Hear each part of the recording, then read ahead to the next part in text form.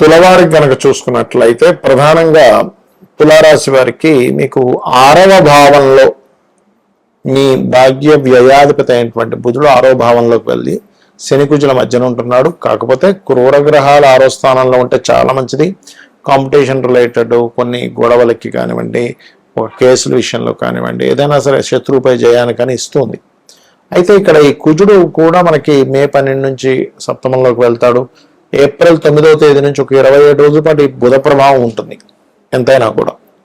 అయితే ఈ యొక్క గ్రహస్థితి మీకు ఎటువంటి ఫలితాలు ఇవ్వనుంది, ఏ దేవత ఆరాధన చేసుకోవాలి, ఎటువంటి విషయాల పట్ల మీరు జాగ్రత్త వహించాలి అనేటువంటి అంశాలు చెప్తుంది నేనైనప్పటికీ చెప్పిస్తుంది సాక్షాత్ లలిత అమ్మవారిగా భావిస్తూ ఆ లలితాంబిక అమ్మవారి యొక్క అనుగ్రహం మీకు పరిపూర్ణంగా కలగాలని మనస్ఫూర్తిగా కోరుకుంటూ, ఇక్కడ ఎప్పుడైతే ఈ 6వ భావంలో ఉన్నాడో ఈ బుధుడు, గుర్తుపెట్టుకోండి,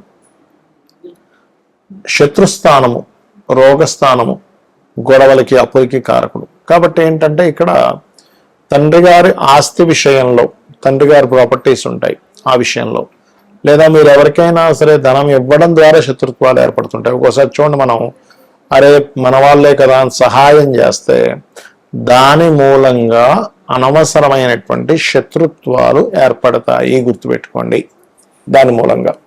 కాబట్టి ఈ 6వ భావంలో ఏదైతే కుజశనులతో పాటు బుధుడు ఉన్నాడో, ఈ బుధగ్రహం ఏదైతే ఉందో ఇది ఇచ్చేటువంటి రిజల్ట్ ఏమిటి అంటే ఈ అప్పుల మూలంగా కలిగేటువంటి ఫలితాలు ఎక్కువగా చూపిస్తున్నాయి. ఇక్కడ అప్పులు, ఈ రుణ సంబంధించిన అప్పు సంబంధించినటువంటి విషయంలో ఇటువంటివి మీకు కాస్త ఎక్కువగా కలుగుతూ ఉంటాయి.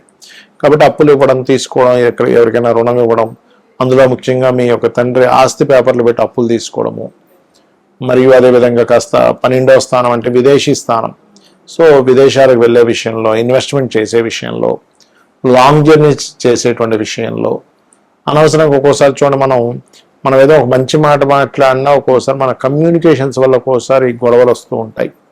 సో అయ్యో ఈ మాట మాట్లాడాను, అనవసరంగా మాట్లాడాను, ఈ మాట మాట్లాడకుండా ఉండుంటే చాలా బాగున్ను అనుకునేటువంటి సందర్భాలు వస్తూ ఉంటాయి. కాబట్టి కమ్యూనికేట్ చేసేటప్పుడు, మెయిల్ చేసేటప్పుడు ఇటువంటి విషయాలు చాలా జాగ్రత్తగా ఉండండి. ముఖ్యంగా మీరు కాలభైరవుడి యొక్క అష్టకము, దుర్గాదేవి యొక్క ఆరాధన చేయండి, శివునికి అభిషేకం చేసుకోండి, అన్ని విధాలా మీకు బాగుంటుంది.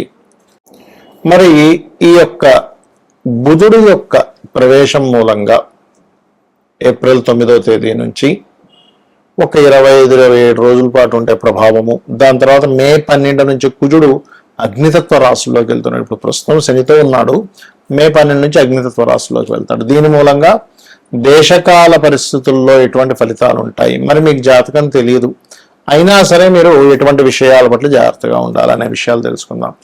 మొట్టమొదటిగా ఈ ఇంటర్నెట్ కారకుడు బుధుడు, గుర్తుపెట్టుకోండి. ఇంటర్నెట్, కమ్యూనికేషన్స్, ఈ మెయిలింగు, అడ్వర్టైజ్మెంటు, లేకపోతే మనకి ఈ వార్తాపత్రికలకు సంబంధించిన యూట్యూబ్ ఇవన్నీ ఉంటాయి కదా, వీటికి కారకుడు.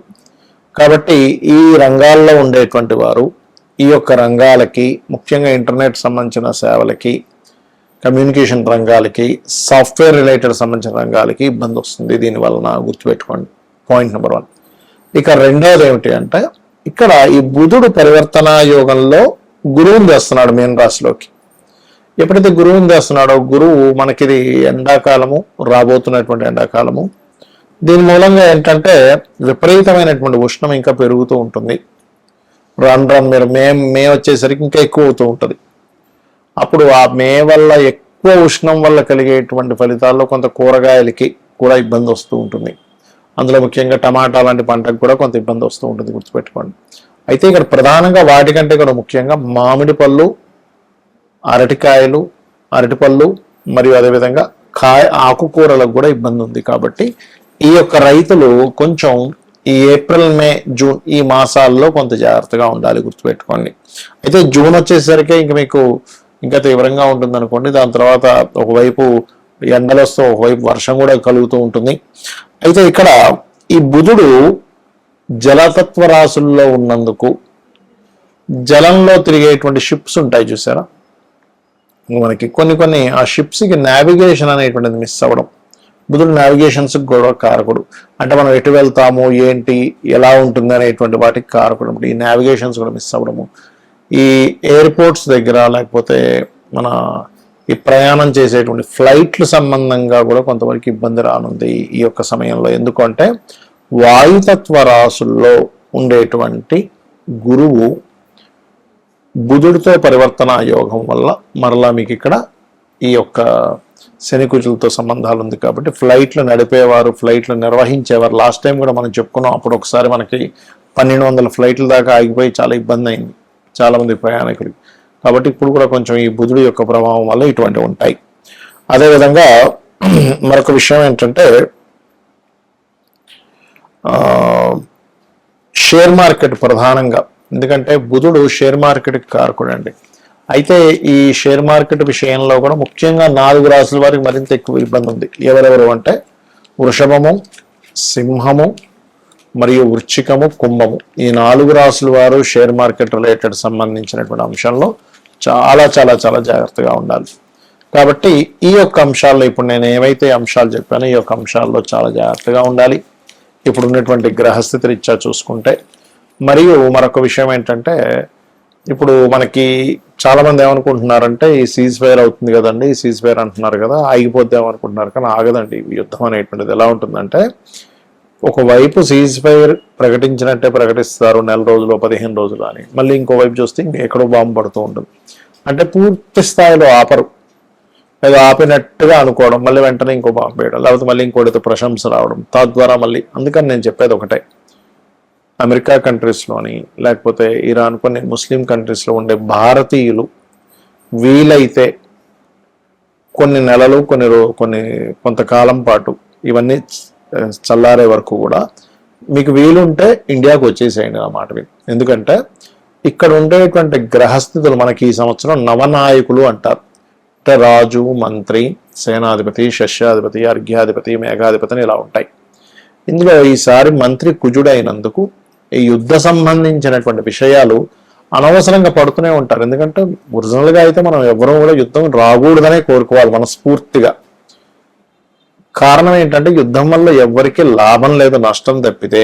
అయినా సరే ఇక్కడ ఏంటంటే ఇది ఊరుకోవన్నమాట. అంటే ఇప్పుడు ఉండే పరిస్థితులు ఎలా ఉంటాయంటే ప్రతి ఒక్కరికి కూడా లేదు నేను బాంబే వేస్తా ఏదైతే అదైంది అనే ఒక తెలియని ఒక డేరింగ్ దీన్ని తీసుకొస్తూ ఉంటుంది.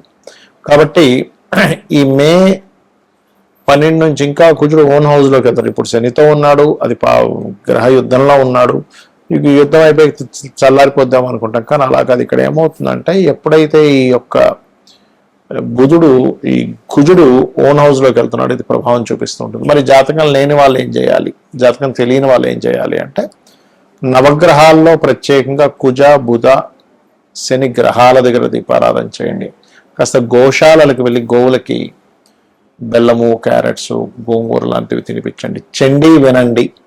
చండీ మీరు ఎంత వింటూ ఉంటే అంత బాగుంటుంది, గుర్తుపెట్టుకోండి. చండీ పారాయణం చేయడం, చండీ వినడం, రుద్రం వినడం, రుద్రాభిషేకం చేయడం.